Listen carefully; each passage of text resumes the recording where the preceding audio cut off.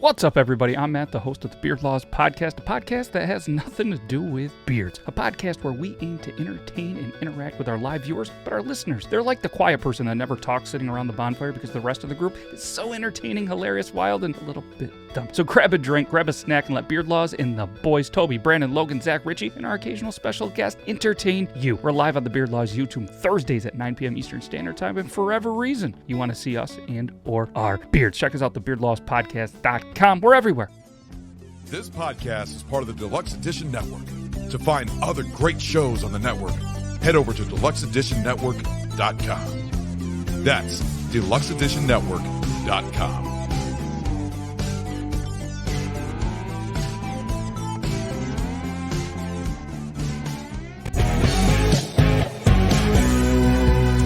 Hello and welcome to another episode of Deluxe Edition. I am your host, Casey Shearer. Joining me, as always, L. Ray Sexton. What's going on, Casey? Not too much, buddy. How are you? We're having a great Sunday. Yeah, that's what we do. Such a great Sunday. Yeah. I've been thinking about this. Do you think I should change that? Because I say that exact same thing every single week. No, you should not change it because it makes it easy for me. Because then I say, hey, what the fuck's going on, Casey? It makes it easy. So don't change anything. All right. This was a great episode, man. I had a blast tonight. My buddy, Jayson Paul Jannuzzi, who I've known for many years, over 15 years. He was in a band called Citizens Band Radio, who I fell in love with many, many years ago. And I've been trying to get him on the podcast for many years. He finally agreed to do it. And we'll get into it in just a few minutes after this quick house cleaning. What do you say, Ray? Sounds good. All right. We are a part of the Deluxe Edition Network. You can find all of the other great shows on the network over at deluxeeditionnetwork.com. The podcasts of the month this month are Bacon is My Podcast and Beard Laws. Go check them out, deluxeeditionnetwork.com. If you'd like to see any of our previous shows, you could go over to deluxeedition.show. Check them all out. I have them all over there, conveniently located in one spot. We are also on Instagram over at Deluxe Edition Pod. Ray handles all the duties over there. What are you doing over there, Ray? We're doing memes and we're doing reels. So come check them out. Hit some likes and shit and share and put them in your stories. Don't be stingy. Get over there. Do some shit. Yeah, if you share our stuff, it really helps us a lot. Yep. We're also on Facebook, facebook.com/Deluxe Edition Pod. You can email us. Let us know how you feel over at deluxeeditionpod@gmail.com. Come support us. Buy a t-shirt, whatamaneuver.net. Search for Deluxe Edition. Or if you'd really like to support our show, you can go over to patreon.com/Deluxe Edition Pod and find all of the shows immediately after they're recorded and unedited. You can hear about what Ray and I talk about before and after the show. And this week's podcast, Ray, is brought to you by Copper John's Beard Products. Go over to copperjohnsbeard.com and use code DELUXE10 to save 10% off of your entire order. And just a quick heads up for everyone, if you go to our Etsy page, which the link will be in the description, you can pre-order some of our beard butter and beard oil. We have partnered with Copper John's, and we have a deluxe edition scent. There is only 24 available. Actually, at the time of this recording, there's only 20 available. I've already pre-sold 4 of them. So get over there now and check it out. It's a scent that Ray and I came up with. There's a lot of different stuff in there, and I've tried it. It smells amazing. It smells like testosterone. Yeah, it's really good stuff. So go check it out. And I think that's it, Ray. What do you think? I think we need to get to the interview. All right. Here's our sweet-ass conversation with Jayson Paul Jannuzzi. Hey, what's happening, boys? What's up, brother? I wanted to have a beer in honor of Ray because I really know Ray too well, but unfortunately I only have an Italian soda. This isn't cut. It's not going to cut it, but Well, Close enough. I'll drink the beer for both of us. It'll be fine. I know you will. I definitely know you're going to do that. I got us. We'll be fine. And I was going to tell you, everybody here, I just found this. It's called Good Boy. Do you guys hear this John Daly drink now? The Good Boy vodka. No. It's Good Boy vodka, iced tea, and lemonade. It's called the John Daly cocktail. You know how they had the Arnold Palmer, the tea and lemonade? Yeah. Well, I guess they added vodka to it, and now it's called the John Daly. See, we've been doing that for fucking 2 years. Me and my boys, we've been doing the John Daly for a couple of years now. So yeah, they have. He announced he's been plugging it on his TikTok and Instagram and everything lately. And there was an ad the other day that I saw. It said, if you want to up your golf game, drink 10 of these and go play a round of golf. So I have 7 of them here, and we're going to try and get through this podcast and see how many I can get through with 7 of them. So 7? Oh, boy. I call that Tuesday. Yeah, right. Yeah, I know you guys are. That's a long time gone for me. In the old days, I could do that, but now, forget about it. Man. So let's get into a little bit of our history here, Jay, man. So I was looking back in. I think I've narrowed it down to the day we might have met. God. I think that I came to see your band, and I'm wearing this is an old school shirt. I had to go up into the attic and find this Citizens Band radio shirt here. I think I saw you guys at Porter's Pub in Easton, Pennsylvania, December 18th, 2009. That's so we're 15 years. That's what I thought. I thought it was about 15 years. I said, that those years kind of roll together for me a little bit. But I was trying to think back to when you and I crossed paths. And what's interesting is, since we're here on a podcast, is you were the first guy. I remember you came up to me, the band was fairly popular, although Porter's Pub's a small place, but and you came up to me and you go, I'm starting a podcast and you want to come on? And I go, what the hell is a podcast? I think I heard of that, but I was like, at that point I was doing Sirius. I was on Sirius XM pretty regular as a guest host. And I was on the radio like 2-3 times a month.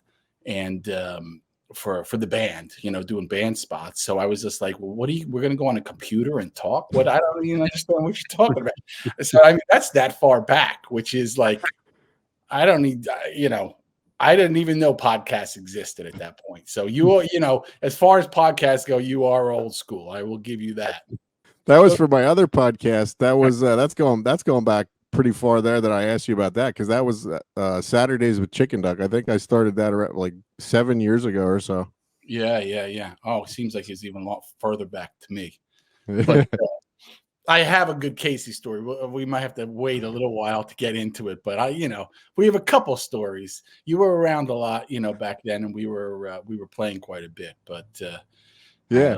So I want to tell like my side of the story, and then sort of like get your perspective on it, because all right, you tell yours first. I'm not sure which story this is. You know what? I don't know. I want to hear. I don't want to hear you. I want to hear Jason's version first. Which story are you talking about? The Austin, Texas trip? Well, yeah, like kind of just like. Yeah, I don't want to hear your bullshit version, Casey. I want to hear his version. Okay, so if you want me to sum this up, because this is a different time. You got to remember, back then, Ray, I was drinking a lot. Yeah. Well, it was. I remember we were at John and Peter. So we were when Casey met us, we were playing kind of honky tonks, but we were playing a lot. And we played John and Peter's, which is this small little club in New Hope. And I would be in the front, and they would line up Jack Daniel's shots for me. People would buy them and line them up. I'm talking 15 at a time. And the club came to us afterwards, and they go, well, we officially sold out of Jack Daniel's, every bottle. They said it never happened before. And they go, but it wasn't the crowd, it was the band. Yeah. it was like the Blues Brothers movie. I swear to Yeah. God.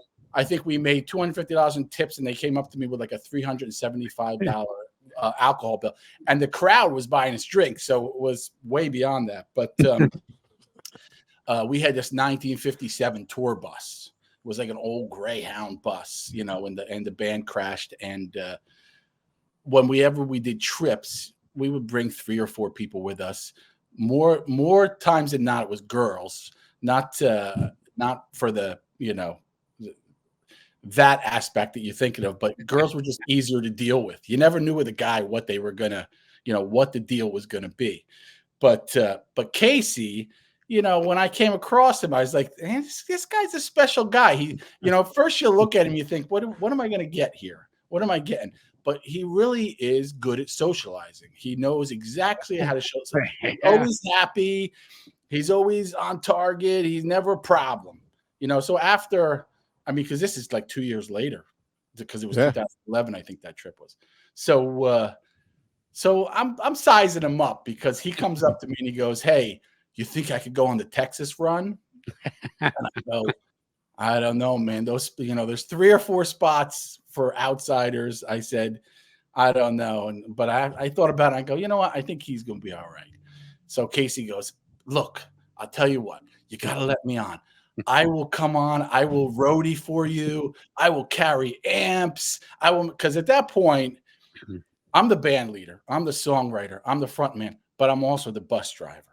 So on these trips, and we had taken several of them, I'm driving 10 to 14 hours, loading in, doing a 4-hour show. I sleep for 1 hour on loadout, and then I drive another 14 hours. And that's my tour. That's how my tour goes. So Casey's like, "I'm going to help you out. I'm going to do whatever you need. I'm going to be there for you." And I go, "All right, you got the spot. You got the spot. You got a great attitude, and I like what you're saying." So we get in, and it's like, it's not, it's not one of these wonderful things that everybody thinks that bands do when they're on the road. They think there's partying going on the bus. And I'm sure I had to pull myself out of that, because I was the driver. And so I started pulling myself out of the parties, because when you're making those runs, it's like, forget about it. So I think we rolled down to West Virginia to start, to some junky little club. Then we drove to Asheville, North Carolina. Then we went to Memphis, and then we landed in Austin. And those gigs going were, they were like the same places we played in New Jersey. Everyone was always just like, "Why are you playing these places in Memphis?" Then the band would be like, I go, "We got to get out of state. We got to get on the road." But they would be the same junky place that we were playing, in Reddington, Pennsylvania, or wherever, down in Memphis, right? So we were losing money at that point on the road. So we get all the way down to Austin, right? And we're going to be in Austin, I think, for like 7 days or something like that. It was South by Southwest, so it was a bunch of shows. We were playing like 2 shows a day, I think. And we get there, and we pull up, and Casey goes, "Hey, I got a friend here. He just called me. I'm going to go meet up with him." And I go, "Okay, no problem, whatever." So we go through this whole run in Texas. We played, I think, 8 gigs in 7 days. We're bopping around doing this, and we're about to leave. It's like 9 a.m., 10 a.m. on the morning we're leaving. And I go, "Geez, I never saw Casey this whole time." Get the hell out of here. Casey? And I'm like, back then, it was like people did crazy things. So I was like, well, maybe he got on a plane and flew back home, or maybe he's going to stay with his buddy. I swear to God, the bus is about to pull out. Here he comes bopping up the road. Here comes Casey with the smile on his face. He kind of just looks at me like, "Hey, Jay," and jumps on the bus, back on the bus. And I go, I can't even believe this. Now, apparently he was keeping up with other people in the band. He wasn't saying anything to me about his whereabouts, you notice. But I mean, that's what I remember. That's how I remember going down. I mean, you can't be mad. The guy is impossible to be mad at. So at that point, and I was kind of like, Ronnie Van Zant was my hero as a band leader. So I wasn't easy on the guys if they screwed things up. So, But Casey, it was kind of like, what am I going to do? This guy is not. I can't even get mad at this guy. He did, he does what he does. Well, I mean, he's not. It's not like he's a musician, so you can't be that mad at him for what he's up to. No, but he was supposed to carry some amps. He was supposed to relieve me of some of my duties because I was working hard. And Casey, did you not fulfill your obligations to the band? Well, I don't remember things exactly going just like that because I remember being around you guys quite a bit in Austin. I was hanging. That was the reason that I wanted to go with you guys was to hang out with my buddy Sharky, who had moved out there a little while ago. Before that, and I was hanging with him quite a bit, but yeah, like so you missed. There's a bunch of stuff you missed there. So like, I don't remember if like texting was a thing then, or like how, or if, maybe I did come up to you at a show, I guess, and asked you about coming on the ride. But I was like, you were like, well, I'm gonna, we're heading down 78, and I was like, well, dude, I live like 3 blocks away from Route 78. So I had I walked with my suitcase up to the fucking top of the ramp on 78, and you guys just pulled off of the ramp and picked me up. Yeah, that's how things were back then. I don't think there was texting. I think it was, if there was, it was not everybody was doing it. So, I don't think the guys in the band were doing it. But yeah, you were. That doesn't surprise me.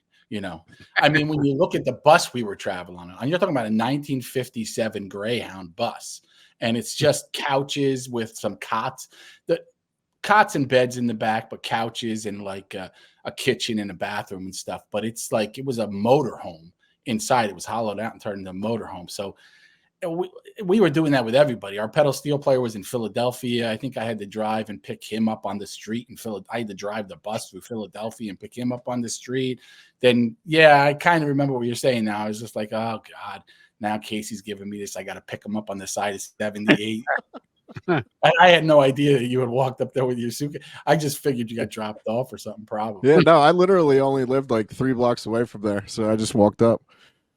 But yeah, then we went to, I think it was West Virginia. Then we went to it was Black Mountain, North Carolina. I've been wanting to go back to that town since then.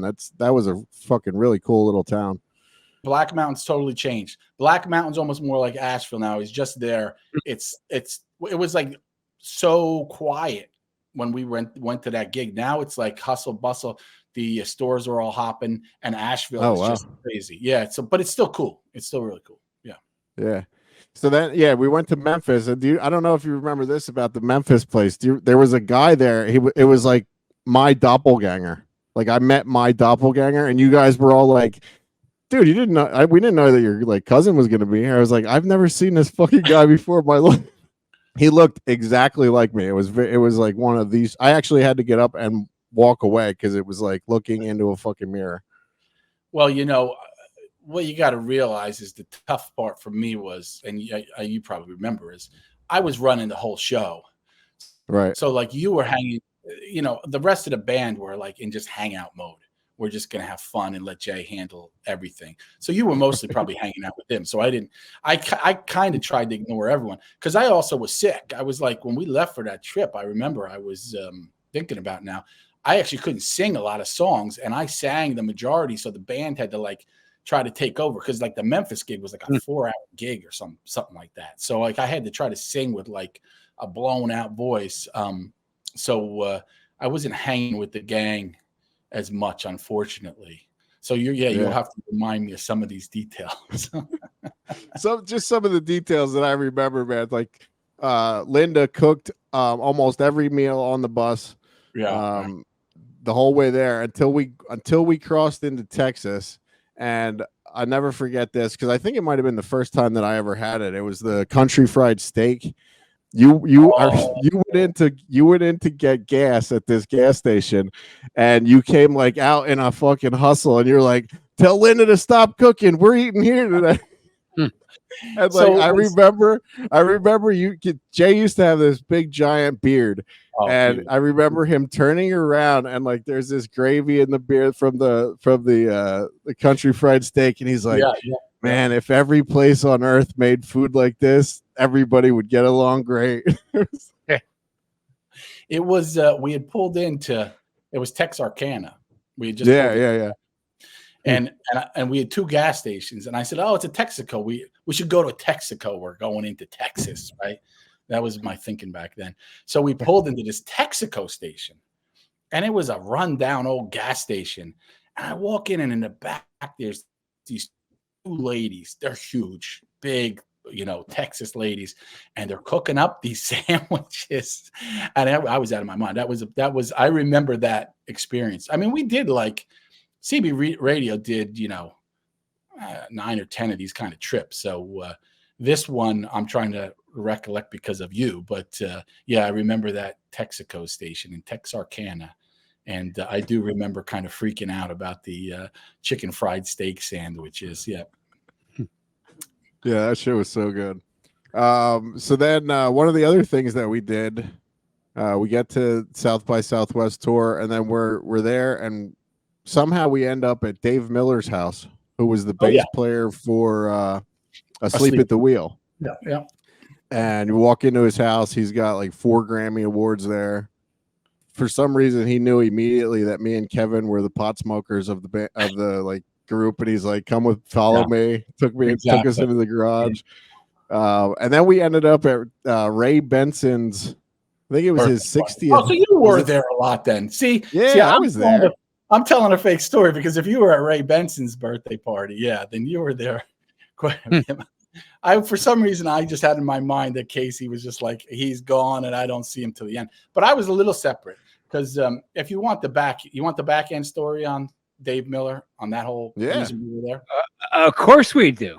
So we had a gig up in Rhode Island, and we were opening for Asleep at the Wheel at Newport. Is that Rhode Island? Newport Jazz Club. It's not a big club up in, I think it's Rhode Island, or New Hampshire. No, Rhode Island. So we drove all day, and we get to this club at a lot of people don't realize with bands, you show up at like 1 o'clock in the afternoon to sound check, and then wait around like a bunch of idiots for the show. So, and when you're the opening band, and I was trying to get us to break at that point, you try, if you're smart, to show up when the headliners show up so you can connect with them, because they're going to sound check first, and then you're going to wait for them. So we get up to this club, and for us, I mean, it should be like an 6-hour ride or something like that. But when you've got a 1957 tour bus, it's a 10-hour ride, right? So we get up there, and we pull in front of the club, and the owner comes out, and he goes, "Oh my God, you guys, no one got a hold of you. There's not going to be a show tonight." And I go, "What are you talking about?" They go, "Asleep at the Wheel is broke down in Boston." And I go, "You got to be kidding me." And they're like, they're trying to figure it out, but it's not going to happen. They're trying to get the roadies to get the equipment into a U-Haul, but there's no way for them. I go, "How far is Boston?" I said, "I'm taking this bus up to Boston." So I left the band in the club, and I got in the bus, and I flew up to to Boston. I pulled in. They had a brand new $1 million Prevost. It broke down. It was at the shop. And I pull in, and I look at them, and they're starting to walk on the bus. And, Asleep at the Wheel for Texas is a big deal. People up here don't know them as much, but they're like second to Willie Nelson down there. They're like a pretty big deal. So we know all about them. So these guys are walking on the bus, and I go, "Oh, what happened? Your Prevost broke down? I have to pick you up in a 1957 tour bus." And I'm sort of busting their chops, and they go, one guy goes, "Oh, a 1957 PD 4104 with a 671 Detroit diesel engine in it." I go, "Oh shit, this guy knows about this bus." And they go, "Yeah, in the 70s, this is the exact style bus we toured in." So Dave Miller, the bass player, so then what happens is Dave Miller, the bass player, sits behind me, and I was never a truck driver or a bus driver. So I'm like grinding gears in that thing all day long.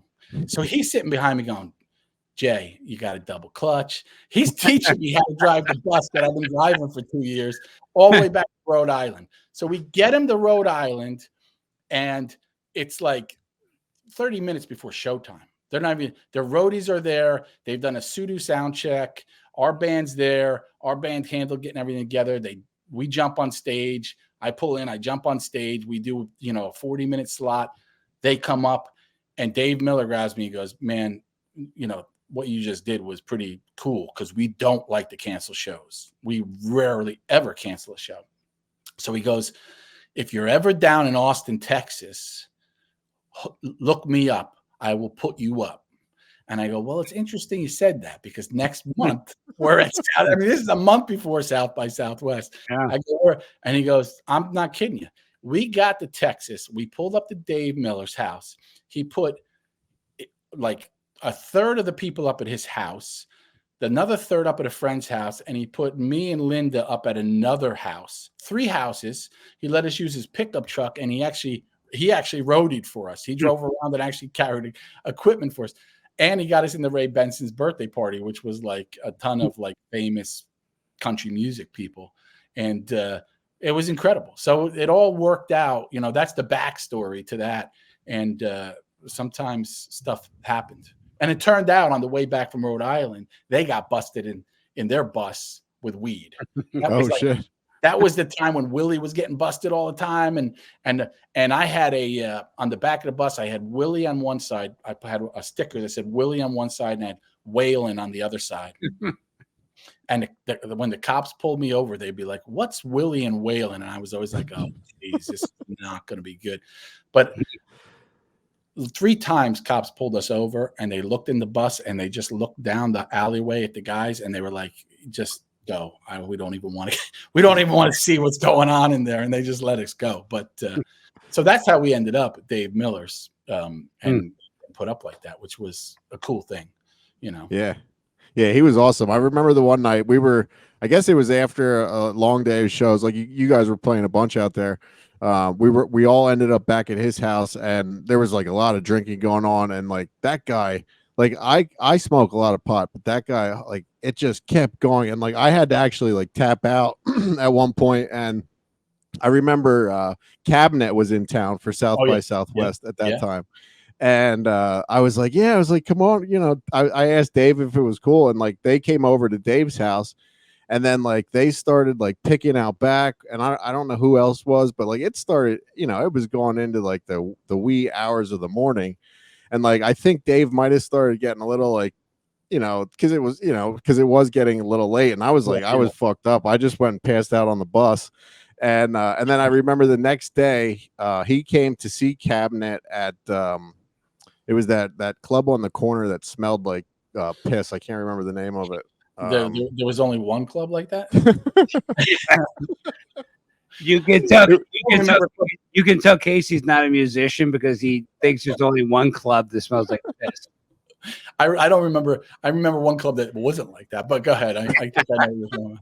It was right across. It was directly across the street from Stubbs. I remember.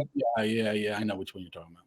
I remember Dave came to see the Cabinet then, and then same thing happened. Like he threw like a bunch of money in their case because it was like just a free show that they were playing, and he said the same thing to them, like, "Hey, if you guys are ever in town, you know, let me know. I'll put you guys up." And then he looked at me. He's like, "Why the fuck did you tell me that they were this?" And I was like, "I was hammered." Yeah, he's a cool guy. He's a really cool guy for sure. And I remember, now you're telling that story, I remember that story because I got that story secondhand because I wasn't there for that party. I was staying kind of away and doing a lot of the business stuff. And because you guys didn't realize because you were all smoking weed and drinking that I was walking around making contacts for the band. Like I was down there to work. The rest of the band is down there to hang out with Casey. And I got that from somebody, and I was just shaking my head going, oh my God, this guy puts up my guys and they just turn his place into a party central. I go, this is unbelievable. And I was just like, just let it go. Whatever, you know, you're a band on the road. What are you going to do? Yeah. Yeah. I think he got over it. He was all right with it. He was cool as shit. A couple people flew home then, I think, right? Andy, this pedal steel player, he flew home, and I can't remember who else, but then we added somebody else came onto the tour. There were actually 2 other people that came onto the bus then. It was the guy from New York. I know what you're talking about. It was another band. Yeah. Brought another band back. Yeah, I sent home I I think I sent home 3 band members on flights because they had something to do. And we brought another band back. That's right. Oh my God. And those guys were the worst. They were awful. That was a disaster going back. That caused all kinds of problems, actually. They got on the bus. They took the whole front of the bus, right? And they were spilling wine all over stuff. In fact, Linda had bought this vintage pair of like leather bell bottoms for like $200. They were like genuine article. And she went on a flight and she left a bag up front and they spilled wine all over those pants. They completely ruined their pants. Yeah. There was just, and then we were going to do, what we were doing is we were going to do shows with them going back. They were going to do shows and we were going to like special guest appearance stuff. Then we got to all the clubs and it was like CB radio's playing. The clubs had announced CB radio was playing. And I go, it was Jack Grace. Yeah, Jack Grace. Yeah. And I said, what?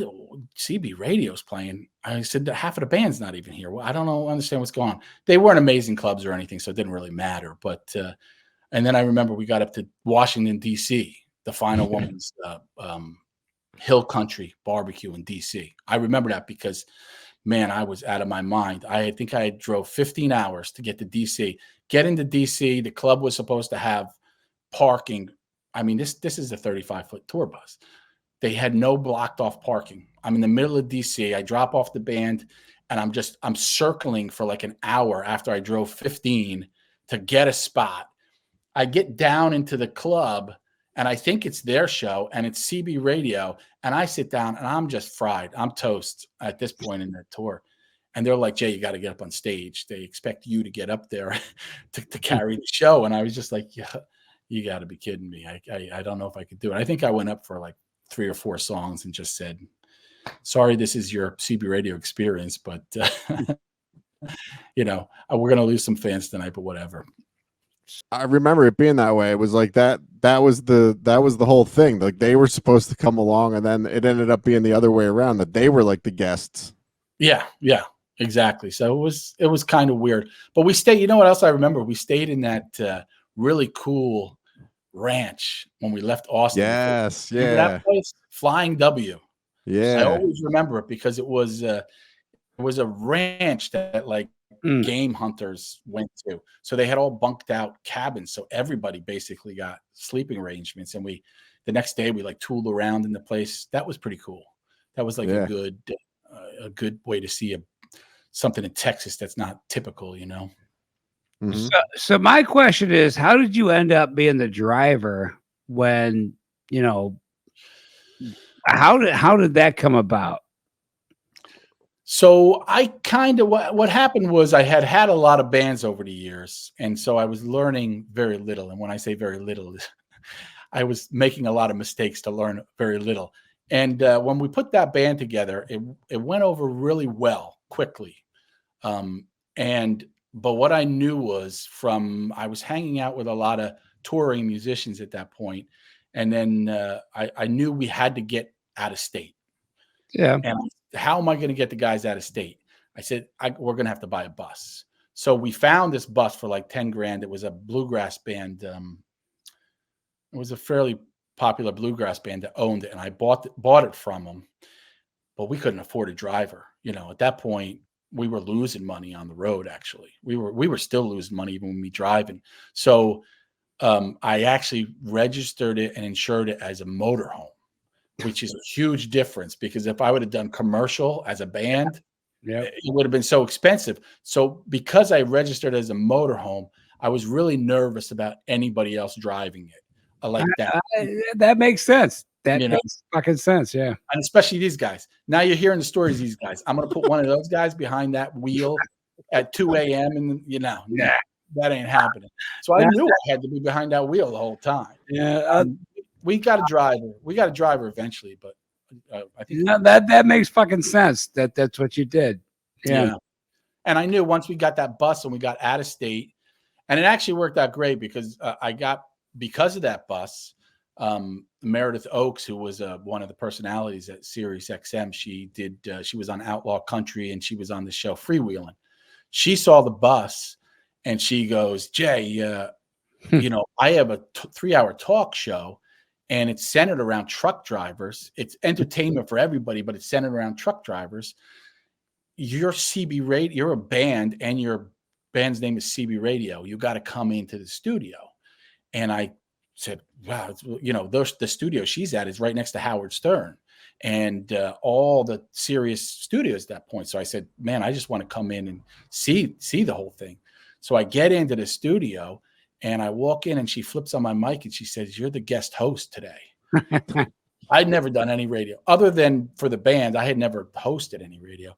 And I did the 3-hour show and she goes, everybody loves you here. Do you want to come back as the guest host whenever the other host is out, which turned out to be like 25, 30, 35 times a year. So I was over the next 10 years, I was in and out of Sirius a lot. Got to meet cool people. But the great part is we would go on tour with this bus that said CB Radio and truck drivers started to get to know me from the radio show because it was nationally broadcast. And we would be down in Tennessee and we'd hear a truck driver go like this. We'd get back from the tour and I'd go on Sirius and I would be getting calls going, I saw you guys in North Carolina. So the bus ended up being like the greatest advertisement in the world for the band. It just turned out, it worked out so well and it gave us a lot of status, as a band, just being, it's kind of the funny thing about the world, right? It's like more people were interested in the bus than a performance. Isn't this the way the world is? It'd be like, what'd you think of the performance? Oh, I don't know. I didn't really watch, but can I go on the bus? It's like, I give up, man. I give up. Yeah, that was one of the things I remember. A lot of people would always come up to us and ask you about the bus. Yeah. Yeah. It Always. Was like, it was more of a big deal. The bus was, I always said, I probably should just show up in places in the bus and like do interviews at the bus and not even do the show. Just say we're not playing, we're not doing the show. We're just going to hang out at the bus. I think we would have had a better following. Whatever happened to the bus? It is actually sitting on the farm. Were you ever at the farm? I was, yeah. Yeah. So it's at the farm. The throttle cable, which runs from the front to the back, it's a 35-foot cable. It froze up, and when it freezes up, it's like somewhere under the bus. Couldn't get it loose. I was trying to sell it. Parked the thing. I had a friend move it with his machine, and it's now a greenhouse. It's hollowed out, and Linda loves flowers and plants, so she's turned it into a greenhouse. Nice. So it's cool because it's got a huge fence with a big flower garden. Huge, and the bus is sitting there, and it works out as a greenhouse. Very cool. Yeah, so I'm glad you talked about the Sirius stuff there because I'd always wondered, like, because we had kind of fell out of touch a little bit for a while. I knew that you were working there at Sirius. So yeah, you mentioned the farm. Are you like doing farming stuff now? Like I saw you set up at like in the summertime at like a farmer's market and stuff, right? Yeah, I was doing microgreens. I'm actually not on the farm right now. I'm in an apartment in Milford. So I won't go. Linda and I are separated now. So okay. Fairly recently. So I'm not on the farm, although I was there today where everything is very cool between us. It's not no problems or issues. So I was at the farm today. I was growing microgreens. Yeah, I tried it for a year. It didn't go over even as good as the band did. So I kind of said, I had fun with it. It was cool. I like to get into some stuff. I was going to farmers markets, but the microgreens I mostly grew inside. They actually are like easier to grow inside the house. So I had a dedicated room for microgreens and sprouts. But Linda had you remember Nicole? Was Nicole on that trip? Do you remember Nicole? No. She's got this great flower business, and Linda started up a bunch of flower gardens out on the farm and was actually selling. It's so funny because Linda could have a big operation of flowers and I could grow some microgreens and I just know how to get on the internet and make myself look like I'm doing something cool.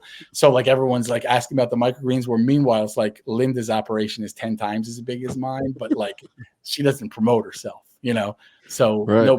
nobody knows about it. But that's how the world is now. What right? what is explain microgreens? What is that? So a microgreen is almost any plant. You can eat it, and it's the beginning growth.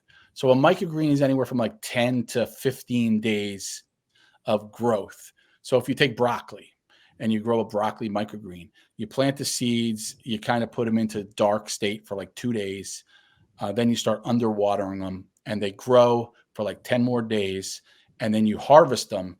And the nutritional value of a broccoli microgreen is like 50 times the nutritional value of broccoli.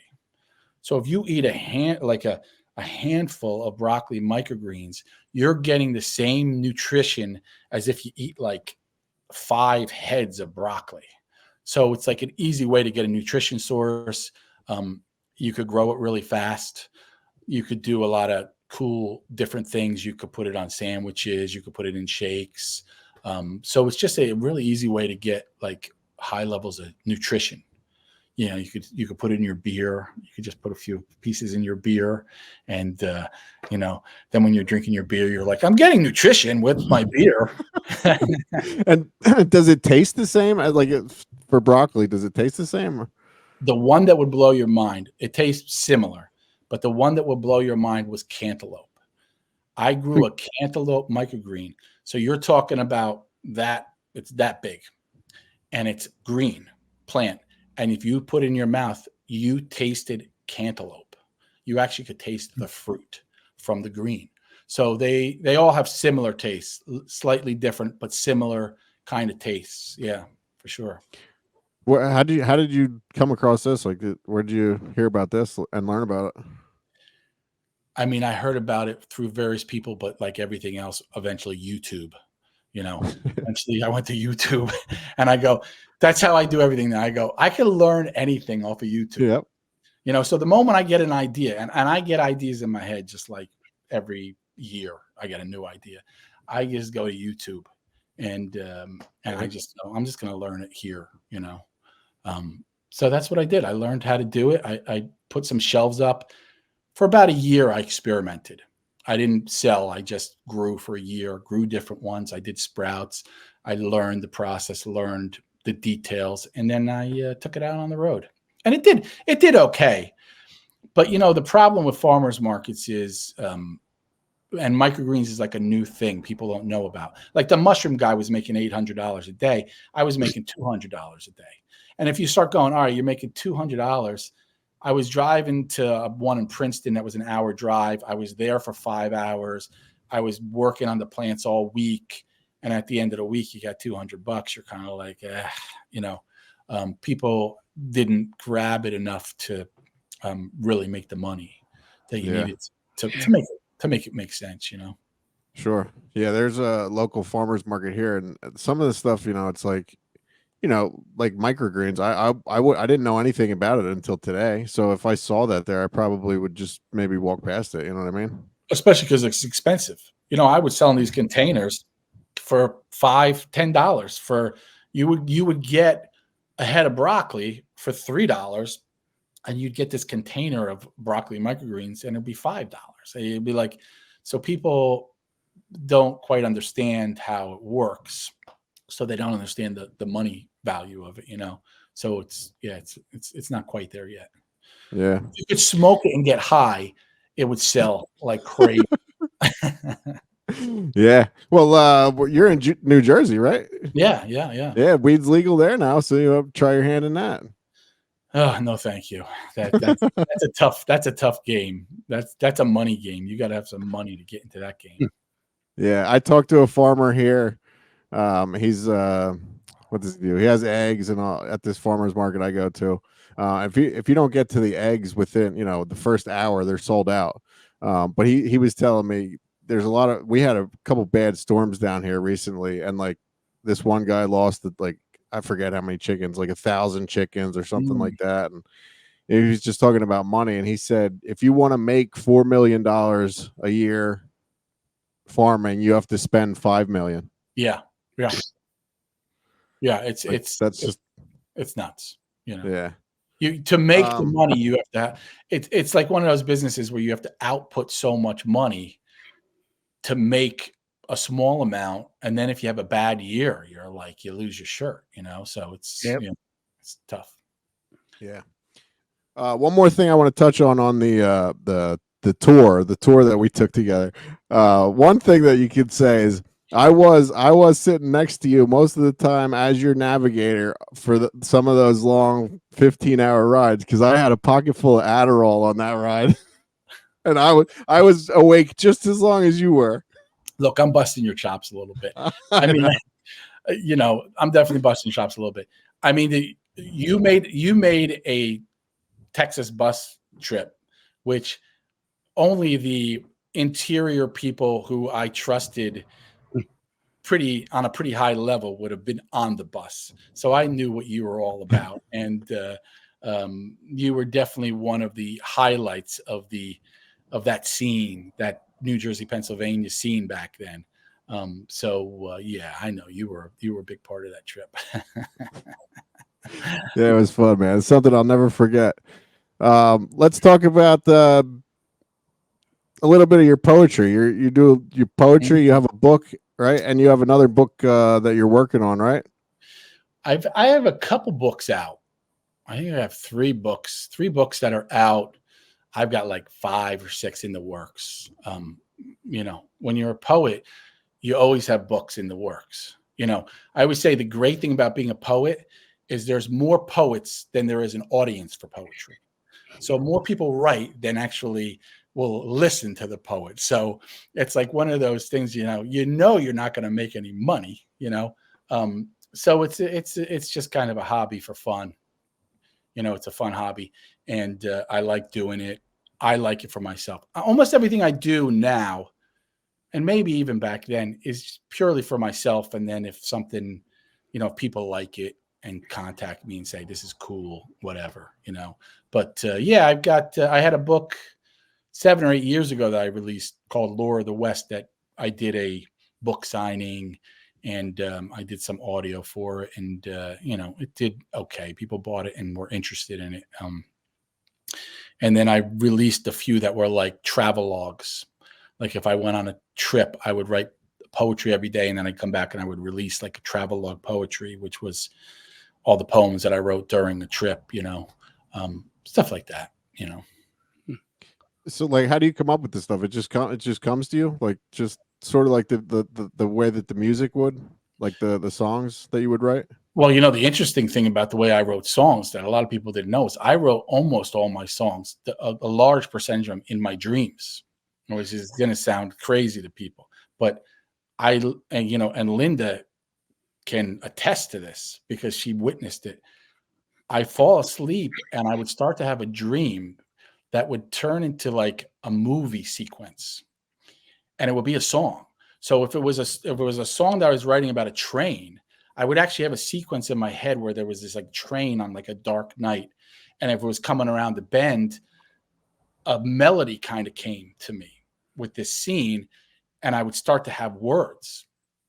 And I would wake up. I had a notebook next to my bed, and I would wake up and I would just write what I could think of it. Half of the time I woke up in the middle of the night, ran to the living room, grabbed my guitar, tried to get the melody in place, and started to write the words. And then I might finish it off from what I could recollect from the dream.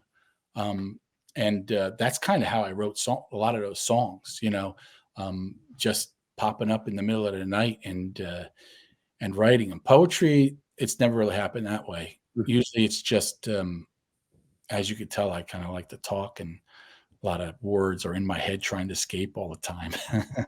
So I just write all the time. I've been doing it since I was like 5 years old, just writing poems. I got into it really early. And it was sort of just a way to get some of the words out of my head. So whatever I see that interests me at the time, like back then with the band and the country rock band, I got really into cowboy movies. I was watching like every cowboy movie I could. So I wrote a book of poetry about basically the West, Indians, cowboys, what the landscape, and it was interesting at that time. So that's what I did. Are the songs? Are you still writing music at all? Like even though you're not playing out anymore, are you still writing? Like, does that still happen? Do they still come to you in your dreams? I get them. I kind of ignore them now, to be honest with you. I mean, I write a little bit, and I do go into like writing sessions. My buddy, Anthony Kryzan, he was in the Spin Doctors. Sure. He's got a studio. I write with him. I do writing sessions. Those are a little different. I go in and I'm part of a writing session. So I will work with him, and I'll do a lot of lyrics. He'll do a lot of music, and we'll kind of beat something out together. But these things come to me, and I just kind of ignore them now because they wake you up when you're doing it. And I was talking to Troy, the guitar player from CB Radio. We still play together a little bit.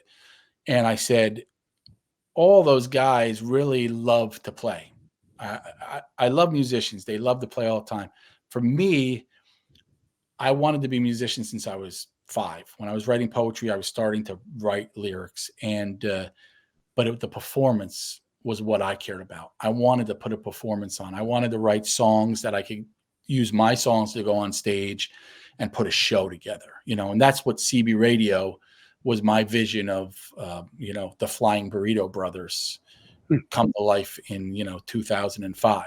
So, but sort of once you get to the point for me where it's really doing a performance now, I'm not on big stages anymore. If I play, I'm going to be playing local. I've lost a little interest. I've just lost a little interest in doing it because that's how I'm built. Whereas most musicians, they just want to jam most of the time. They'll just get together and jam. I just wasn't built that way. I wanted to put on a performance. And so now when these songs come up, it's an effort for me to write these songs. I mean, they come out of me, they pour out of me. I mean, I've got notebooks, thousands of songs.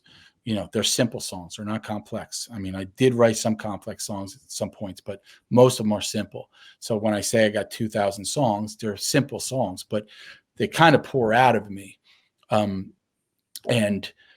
they're a certain amount of effort, because when they pour out of you like that, you hear them.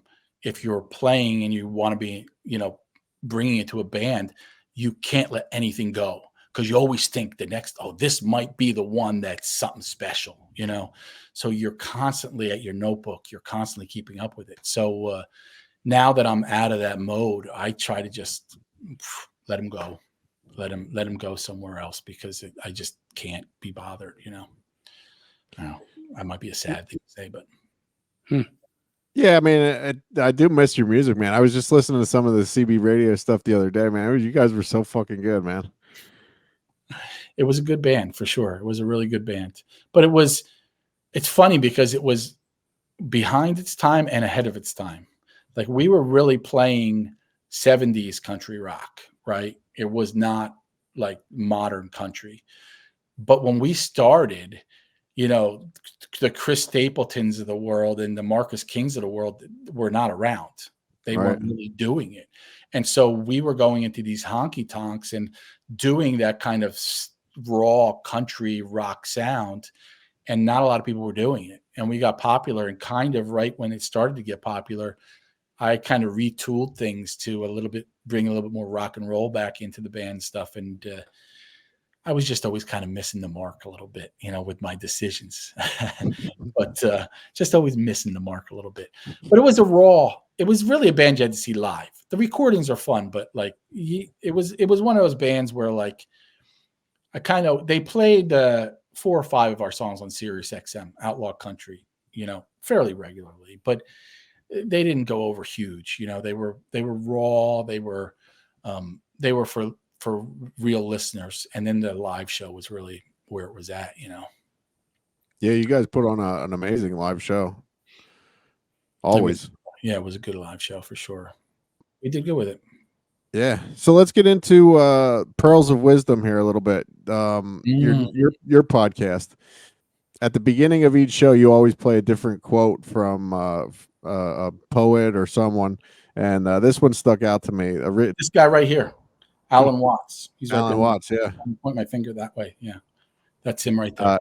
Yeah, he's one of the ones that you play a lot. But this is a Rick Rubin quote that stuck out to me. I'm paraphrasing. It's do what you love and don't make things for other people.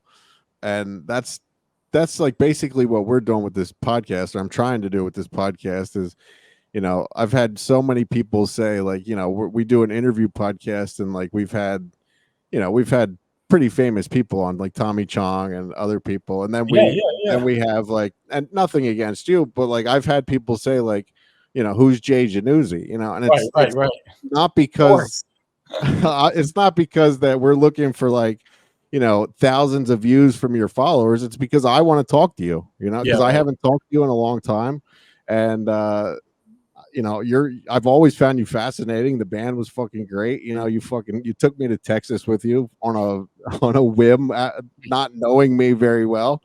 It's a cool story. So like, that's what we're doing here. And, your podcast, it's heavy, man. Like for you to sit there and talk about some of the stuff that you talk about for, 45 minutes, it's Ray did a podcast by himself. That's a tough thing to do. Yeah, it's not easy to do it by yourself, man. It's you really got to be in touch with your emotions and just where you want to go when you're doing it by yourself. It's tough. Yeah, it's you end up letting out a lot of honesty, I think, because of that.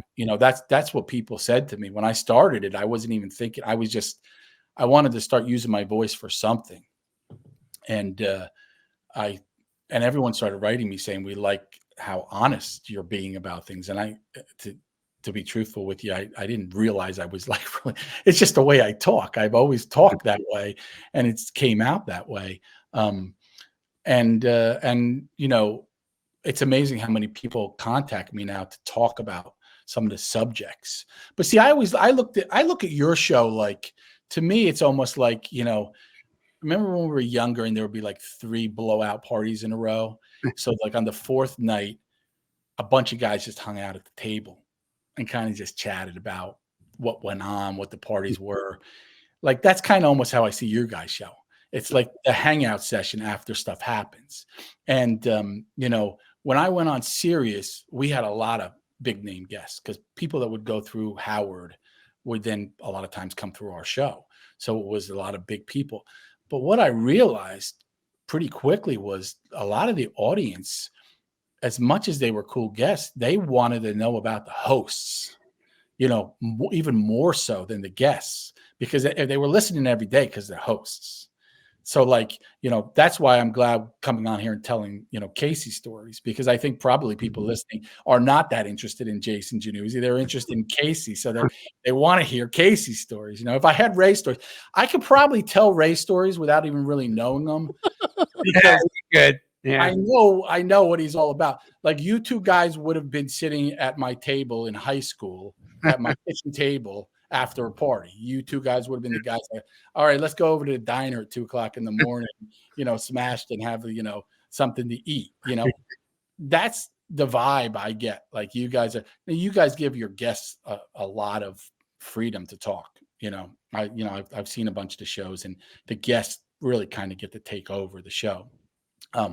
But I think for everyone, it's probably really nice when you guys get to interject yourselves into it, Yeah, that's what we've been trying to do. Like, we don't have too many shows anymore where it's just Ray and I, because we do have guests booked until April. But yeah, I mean, that's what we're trying to do is like, you mentioned Howard a couple times. Like, I was trying to explain this to someone else, like, and he was like, I can't believe you're comparing yourself to Howard Stern or Joe Rogan. I was like, but like, I don't listen to Rogan or Howard because of the guests that they're having on. I listen to them because of them. You know what I mean? Yeah. Because I find them interesting in the way that they speak to the people, I mean, when I was younger, I listened to Howard a lot during the wild years. Those were my favorite years.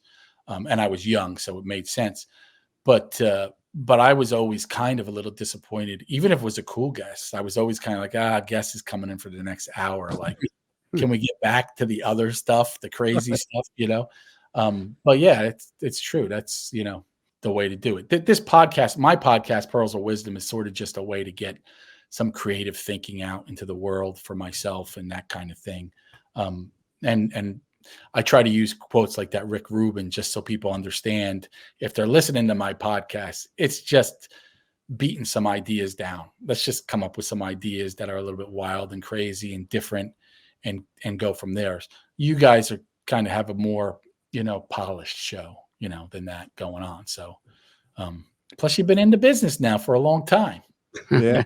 Well, we're more of like, we talked about, you're a solo show, you're talking about, it's, Jay's Pearls of Wisdom, basically, you're getting stuff off of your chest. What we're trying to do here is, as far as the interviews go, is, well, for example, Mark Singer, the Beastmaster, he's told us he can't, there's not one Beastmaster question that he has not been asked. He's answered all the Beastmaster questions, Yeah. So we want to make it more of like a conversation and, talk about some of the stuff that people may not have seen that he wants them to see, Yeah, right. I mean, that's the smart thing to do. I mean, I'm going to start having some guests on my show, and they're not going to be famous people, obviously. They're going to be people I think are interesting. And I've already told them that we're not talking about the thing you do. Whatever you do, we're not even talking about it. I'm going to come up with a subject that I think fits you, that has nothing to do with that. And that's what we're going to talk about. Because it's true. It's like you get these famous people, and it's just like, it'll get boring fast if you're asking the same old things. It'll just, and for you, it's not as much because you're hearing it first time. But that guest has said it a million times, and the people listening that know the guest have heard it a million times. Right. So it's like, you got to go in that direction. And some of the times, like, there's been guests too, and it's kind of really only happened once that I can remember. But like, I didn't put too much research into this because I've known you for a long time, and I took a little bit of notes. But when I do interviews, I do a lot of research because of that fact. I don't want to ask them the same questions that they've been asked. So I'll watch, hours of interviews that they've done before, and movies and all TV shows, everything.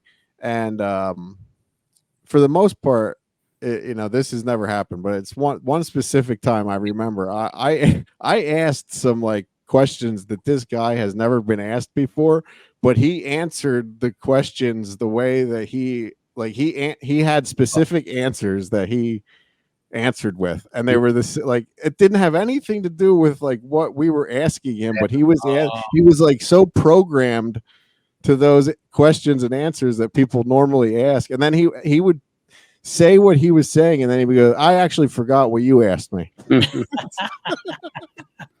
Well, it's like, it's like a football player or a basketball player or something. When they get done with a game, I mean, why even ask the questions at this point? They are all trained to answer the thing a exact certain way. And you're never going to get, once in a blue moon, you get a weird answer, and then it's all over the place. But in general, you don't get that. But yeah, that's a smart thing to do, Case, for sure.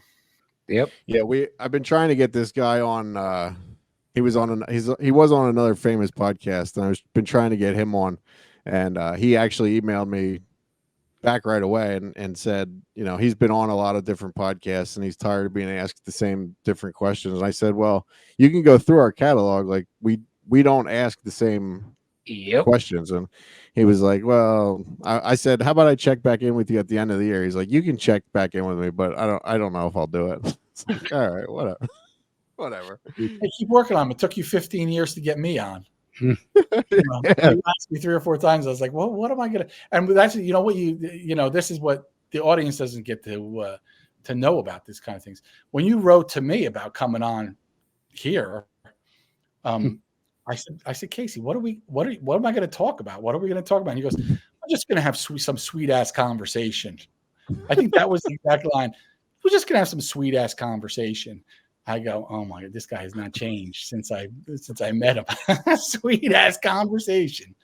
I said, all right, that's let's do it. Let's do it. It's funny though. I have changed in many, many ways, but I guess in that way I haven't.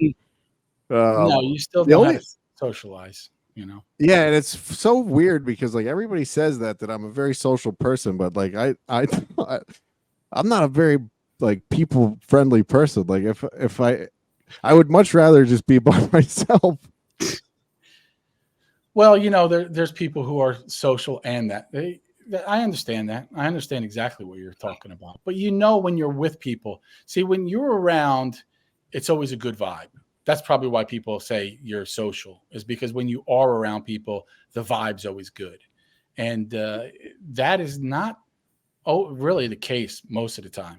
You might meet someone who's pretty cool a lot of times, but then you always hit these days where it's like, what the hell just happened, And, I never saw that with you. You were always sort of on point with where you were, treating people, Yeah, I mean, I always, you got to treat people the way you want to be treated, I posted this, it was a meme or whatever. I don't know. It was like a quote I posted on my Instagram stories the other day. It said, you have a good vibration if, and then it listed a bunch of different people, yeah. a bunch of different things. And it was like, babies like you, dogs feel comfortable, animals feel comfortable around you. People will tell you their life story. And it's like, yeah, check. Like the other day I was at the Circle K and there's like this, 5 people behind me. And this lady behind the counter is just telling me like her whole life story. And I'm like, all right, well, you might want to take care of the rest of the people back there. But like, and then you said, you want to come on my podcast? Hey, Ray has said, if you want to talk to your mailman, we will talk to him. We'll talk to anybody.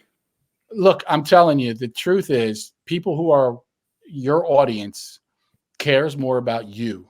So it really actually doesn't matter that much who the guest is. I mean, the more interesting the guest, the better, because you're going to let them talk a lot. But really, you guys interacting with somebody is what people are looking for, For Well, sure. we appreciate that, man. That's what we're going for. So, Yeah. The only other thing I have in my notes here is the other day you posted something on Instagram that looked delicious, and I never heard of it. Popovers? Is that Popovers? See, this is the thing you got to understand about me. This is why I'm an interesting guy who's not famous. Is I'm constantly just changing things up. I just do different stuff all the time, whatever it might be. So I had them a few times in my life, but I went out to dinner with my brother like last year, and I hadn't had them in a while, and the restaurant served them. They're like these doughy, it's based on what's called Yorkshire pudding, which is they usually use like the end of like a stock for that when you're cooking meat or something, and you got all that fat and stuff at the end. But it's a really simple kind of recipe. You get a pan, a certain pan that makes these things where the cups are like muffin cups, but they're separated. And it's just like eggs, flour, milk and butter. And you put this recipe in them and they just rise up, and there's these huge kind of chewy dough balls. You put a little butter on them and they're like delicious, and they're actually not really hugely high in calories for what they are. And it was just a fun thing. Like I get into like cooking different things from time to time, like something I see, of course, on the internet. I mean, basically everything it's either YouTube, Instagram, Facebook. You see something and you go, man, that looks pretty good. Well, if I see something and I think it looks kind of good, I might get into trying to make it for a while and like become a master at the popover. And I master popovers for like 6 months, and then I never make another popover. And the rest of my life, I go do something different. So I just jump around with stuff.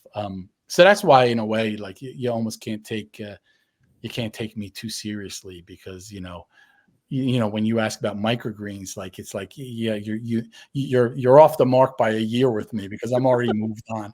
I did them and I'm gone. I'm on to something else. So it's like it's hard sometimes because that's the way I am.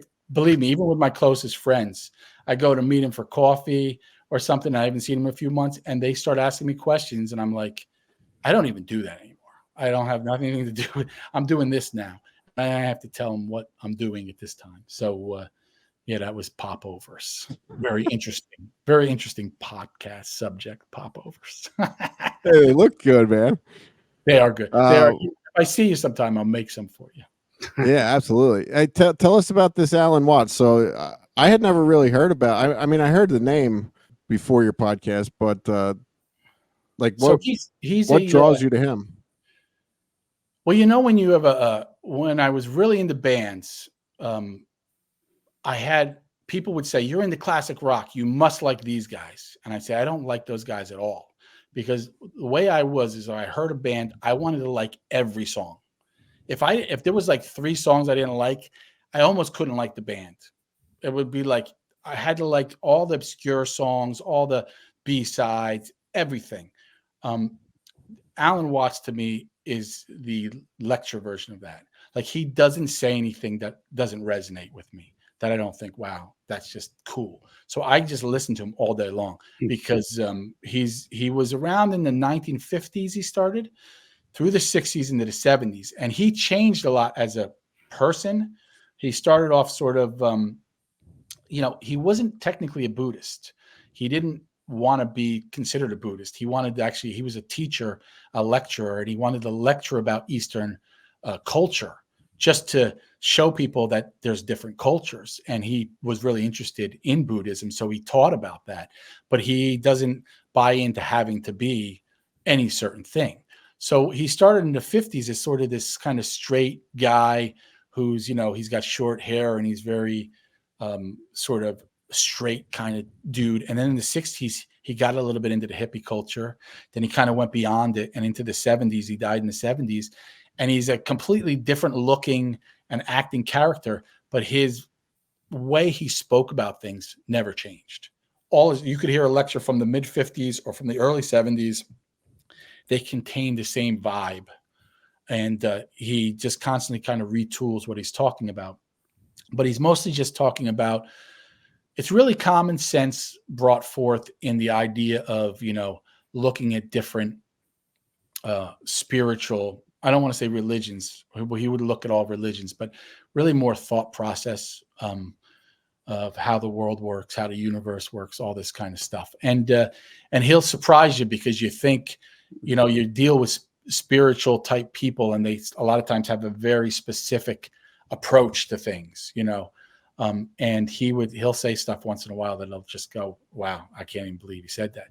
But he was born in England. He moved to California. Most of his time he spent living in California. He lived in Sausalito for a while on like a houseboat that was a commune for like artists. And he did some lectures from there, and he did lectures at colleges, and he traveled the world. And his son, as he got older, started recording a lot of the lectures, and he always recorded his lectures. It's one of the reasons I started the podcast is because he thought it was important to record his thoughts in these lectures for another time. He was very, very much ahead of his time. So if you go on YouTube, I listen to like 3 hours a day. Sometimes I listen to 8 hours a day, just walking and listening to the guy. So there's just tons of information, lectures, and all kinds of new stuff coming out. It just makes you think about the world in a different way without having to like pigeonhole yourself into being like a quote unquote spiritual person. It allows you to be everything that you are, everything you've been, whatever you think, and then still be able to see things in a different kind of way. And just use your mind that way. That's why I love him, Yeah, absolutely, man. Yeah, you're exactly what you said. It makes you think of the world in a like completely different way. And he says it like as intelligent as he is. He says it in a way, and I only know from what I've heard on your show. Right. I do want to start listening to some more of this stuff, but as intelligent as he is, he says it in a way too that can make someone like me understand it. You know what I mean? Exactly. And he never will talk, and none of them does he talk down to anyone. Today you go on, and I was bringing this up in some of my podcasts, you go on Instagram and you see these spiritual gurus, and it's like they're talking at people. It's like, this is the way it is to be spiritual. You need to do this to be spiritual. You need to do this. You need to meditate this way. and you start to feel like you're like a grade school kid being talked at, and you're like, why do I feel like inferior all of a sudden? And the guy never did that. He never made, in his talks, he never makes anybody feel that way. And he's talking to college students who are trying to learn. So he's constantly laughing at himself. He comes from a thought process where everybody is pretty much equal and everyone's got the ability to be where he is. So that's how he talks. Yeah. So that is a big part of why I like him. Yeah. Yeah. I dig your podcast, man. It's like I said, it's heavy at times. So it's not something I listen to.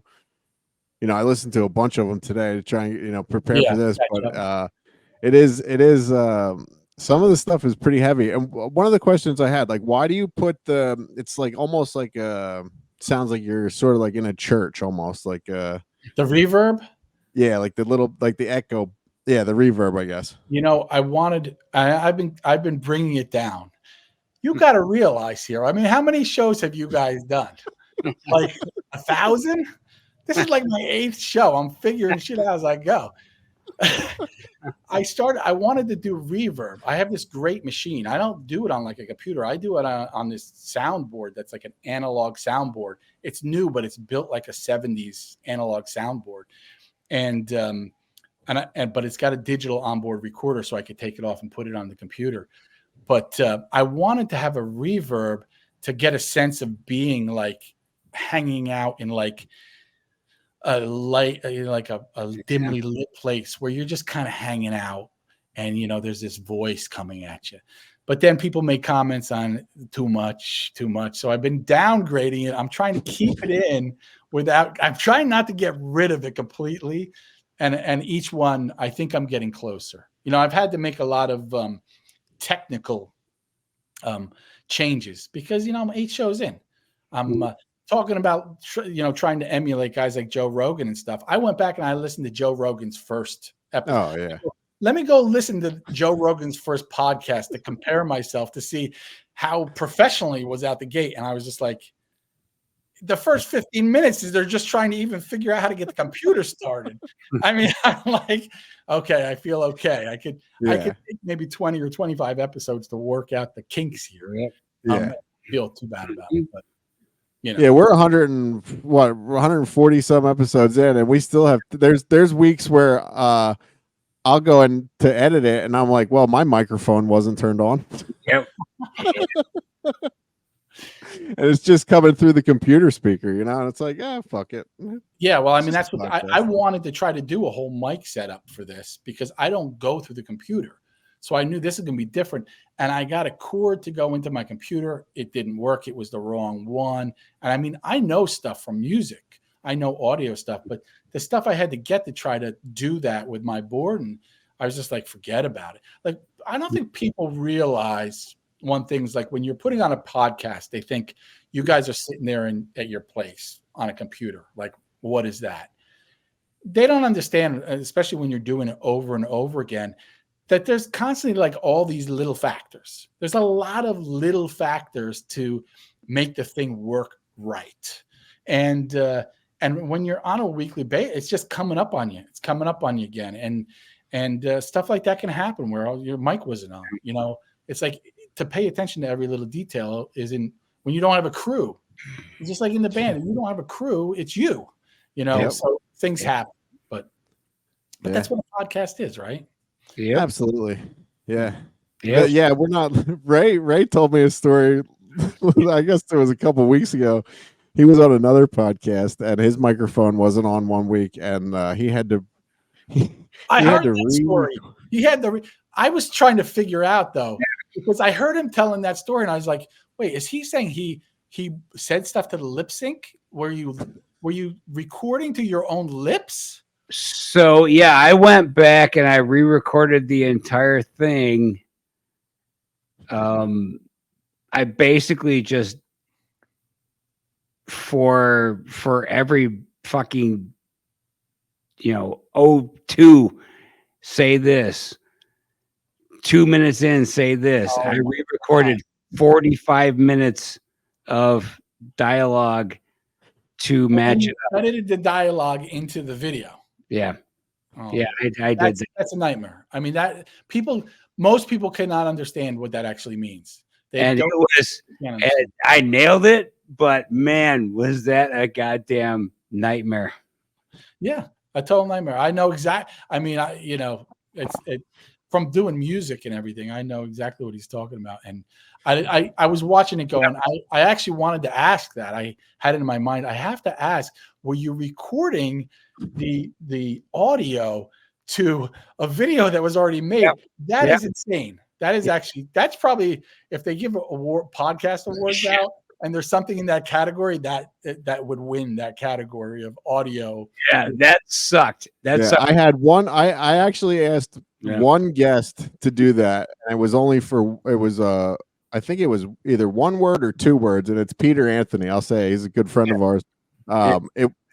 I don't know if it was my computer or his computer, but somebody's computer froze. But it was like a very key part to the story, and I needed him to say, "Oh shit," and he said it, and it was like perfect. He was like, he was like, I can't believe that fucking. Yeah, it was fucking perfect. Yeah, that's as far as music goes too, though. Lip syncing sucks ass. Yeah, it's so hard to do. And when we made video, a lot of times when you make videos, you take your track because you want it to be the best track, and then you cut the video. We did it with this last band, and then you have to cut to the track and re-sing it without that being your voice. Yeah. So like I know it from that. Even doing that when you're blasting the song back on your mic and you're trying to re-sing the song, and you realize like you sing different every time. Yeah. And then trying to match that audio up, what you end up doing is you take whatever audio matches you use, and then you cut away when the audio doesn't match. You cut to the guitar player or something. You know? I mean, it's a crazy to have to do it where you have to nail the whole thing is insane. Yeah, that sucks ass. And I will say I did it in one take. I fucking nailed it. That's unbelievable. I'm pretty fucking proud of that. Quite honestly, it's unbelievable. So, any band in the works? Are you playing any music at all? No, I just had a band called Sweet Fanny Adams. Played a little bit. It was good. It was a cool band. In fact, we were doing like all original music. That was my thing. I was just like, let's put out a local band that plays original music because nobody's doing it. And the bass player got sick. Some other things happened. We kind of let it go. I don't think I'm going to do it. I'm believe it or not, I'm going into massage therapy school. I'm going to be a massage therapist. Throw that on your list of things to talk about. And I'm doing the podcast. I'm also working on reading audiobooks as part of my career, reading audiobooks and stuff like that. One of the reasons I'm doing the podcast is because I'm preparing to go into that industry of reading audiobooks, and I wanted to start using my voice so I could get used to how my voice worked.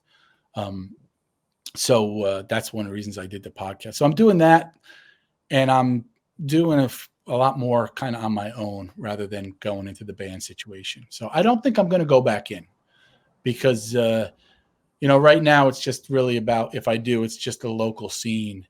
And there's not really that much of a local scene besides cover bands, tribute bands. And it's just, that's never been my thing, Yeah. It's crazy how the scene has like died, like the local scene has died off since you got, even in well, I'm in Tallahassee now, but from where I grew up in Reading, and then even like up in Wilkes-Barre, there was the Cabinet where those guys were playing. Like it's all like pretty much dead. Like there's not a big music scene anymore. John and Peters, I just heard New Hope, which is this tiny little club that's tiny, but it's been there forever. I just heard that they're probably going to be closing their doors. So, I mean, wow, it's all shutting down. Young people just aren't. Young people want to go to a concert or an event or stay home or something. They're not that into the going into a little club, and if there's a DJ, maybe you know, or, you know, they all go to a city and go to see somebody at a bigger place. It's just different. There's not garage bands anymore. You know, there's not a bunch of guys that sit around and play and say, let's go play for $300, you know? Yeah. Yeah. And there's not, like you said, like it's cover bands. Like that's the thing. Everybody wants to see, nobody wants to see original music anymore. No, not, well, you know, our age group, it's, you know, time is funny because these things happen and we kind of all relate these things to the, you know, the corridors of time. But like our time is very specific. When we say nobody wants to hear original music, we're kind of talking about ourselves in this age group. And like we wanted when we were 25, 30, we wanted new original bands. But now we're looking at it from an older perspective where most of people we know are like, they don't want to be bothered trying to bring something new like that into their lives, you know? Right. And so that's been my argument for years, though. People have always said, I mean, as long as I've been listening to music, people have always been saying, oh, there's no good new music coming, or no new good music coming out. And it's like, well, you're not looking in the right places. You're listening to terrestrial radio. That's why you don't know about good music coming out. And you're like, you know, it was funny when Greta Van Fleet came out, you know, I started listening to him, and like a lot of people gave the band grief. I mean, they sound like Led Zeppelin. I go, yeah, well, every one of those bands we liked sounded a little like each other. I mean, you've been begging for a classic rock band to come out, and a classic rock band came out, and now you're going to find something wrong with it. Like, just give the guys a chance, listen to them. And they came out, and it was like the older people won't listen to them. But then you see them in like Brazil, and there's 100,000 people at their concert singing their songs, and you look, and they're people that probably don't even know who the Doors are. You know, they're not people they're people into the band now. And the older people who should give them a little bit more of a chance. They were waiting for this. They don't really give them a chance. So there is some of that, but younger people don't listen to that rock and roll. It's not in, you know, it wasn't what they grew up on. So they're not going to, and a lot of them actually do. A lot of them do actually listen to Zeppelin. My nephew, who's much younger, he's listening to the Doors and Zeppelin. He started playing the piano. He's going back and playing all that music. He's into it, but they're also into the other stuff, you know? Right. And they're more likely to go see the concerts of a newer band coming up than they are, you know, to see a bunch of old guys who are doing it. They're not doing it the way they used to do it, even if they're still playing, you know? Right. So it's, you know, it's not worth getting hung up on, you know? No. Yeah. And especially for like, you know, guys like you, the amount of effort that you put into it and then the return that you get back on it, it's, you know, is it really worth it anymore? You know? Well, in the old days, it was all or nothing. You know, you put all that effort in, and people don't realize how many bands. I mean, one out of, you know, 1,000 bands did anything, and then one out of 10,000 hit it to the point of being able to have a career. So all those other bands are out there putting that effort into it from our time period. But if you made it, you were big. You know, it was like you were treated like rock stars. Yep. Now it's like you can do a lot of the stuff you need to do from the internet. You don't put as much time into it as far as the music, but you put more time into it as far as the promotion, the online stuff. And then a record company comes along, and if they think you got something, usually you got to have contacts these days. They throw you up there, and they build your career from there. You know, they don't build it necessarily from the talent. They build it from the fact that they think it's going to sell, you know, whatever it's going to sell. Yeah. Do you ever think back to, like, imagine if on that tour that we went on to Texas, if like Instagram or something like that would have been around, like how big the band could have been. I mean, because you guys were fucking good, man. Well, we could have been big. There was there was really no like social media back then to like really promote this stuff, right? Maybe MySpace, I guess, was back then. MySpace. And you know what? Well, we started the band with MySpace. And let me tell you something. I was into this social media thing right off the bat. I didn't have a problem with it because I saw, you got to realize, I came from a time period where Troy, the guitar player, we originally had a band called 20 Miles of Bad Road. It was an awesome rock band. I mean, we were in our early 20s. We were like the Doors meet the Who. You might even have liked that band better than CB Radio. We were wild. We were writing great originals. but we hung posters on telephone poles, on buildings. Our mailing list, we had to, when we got we finally built a following, and we looked at each other and said, we can't afford to do our mailing list because we were mailing by mail. It was like $200 in stamps every month. We had to do and we weren't making that kind of, we were like, we have to spend $200 in stamps for this following we're building. And that's what we were doing. We were sending them to people's mailboxes. And then MySpace came, and I was like, wow, this gives me an outlet. And a lot of our early fans, MySpace allowed you to do this, which a lot of musicians were always like, there's nowhere to play. You can't get fans. And I was like, you guys are wrong. I got a country rock band in New Jersey, and we're getting an audience. And I said, this is how I do it. I go on MySpace, and I could type in the search box, Plattenberg House, Johnny Cash. And anybody who liked the Plattenberg House and Johnny Cash came up. Yeah. I would write them a note, and I'd go, I see you guys like John. I see you like Johnny Cash. It's cool. I'm a Johnny Cash fan too. And they write back and say, oh, cool. I said, I live right around you. I actually got a band that's playing the Plattenberg House. And you show up to the Plattenberg House, and there'll be like 15, 20 new people. And I could go from club to club that way. And then everyone started abusing it and putting stupid stuff up and that kind of thing. But initially, using MySpace, I built a lot of our following by using that tool that way. It was great, But if we had Instagram, a lot of stuff probably wouldn't have happened, because a lot of it happened. It would have been, especially the early days, you get in trouble because you had to start to get into this whole mindset of you got to be careful what you say and do and put on Instagram. Yeah, that's true. That's true. Yeah, I've been told by someone here in this household that I need to stop posting pictures of all the beers that I drink on Sundays.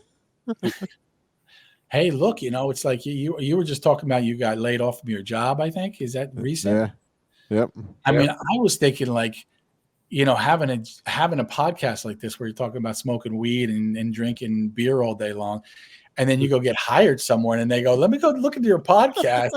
You go, how does that work? Your employer gets to know too much about you, Yeah, I know. That's what was nice about my previous job, is that everybody got along, if you know what I meant, if you know what I mean, you know what I mean? Yeah. That is something that, one of the things that you should know about me, though, all these years, Jay, is I've never really given a shit as to what people have thought about me. So no, and you shouldn't, because you're happy, you're where you want to be. But the next job, when you get in on Monday and you're slow, the boss is gonna go, well, yeah, of course. I listened to Sunday's podcast. I know why you're slow on Monday. Did I miss anything here, Ray? You got any questions for Jay? You didn't miss anything. The only thing I would say is, do you like being on the road? I loved it. And I'll tell you what, it definitely isn't for anyone. I definitely saw band members like fall apart. I saw guys fall apart. Like, I mean, nervous breakdowns pretty much almost. For me, my dream was always to be on the road, live on the road. But I knew the reality of it, because I was a student of rock and roll from the time I was a kid. And I paid attention to interviews, to documentaries, and I knew it wasn't a party. I knew it was the party part was going to wear you down because of all the other stuff. So I knew what it was all about. I always loved to travel. When I was in high school, a bunch of friends one night at like midnight, I said, you know what? We were in New Jersey, and I said, we've never been to New Orleans. And everyone's like, yeah, we got to go. And I go, let's get in my car. And we jumped in my car, and they fell asleep. And I drove to New Orleans, and we were there like, 20 hours later, straight drive, pulled into New Orleans. And I was just like, well, I can't go to sleep now. This place is unbelievable. But that was I love driving these long hauls. So my dream was to be with a band on the road.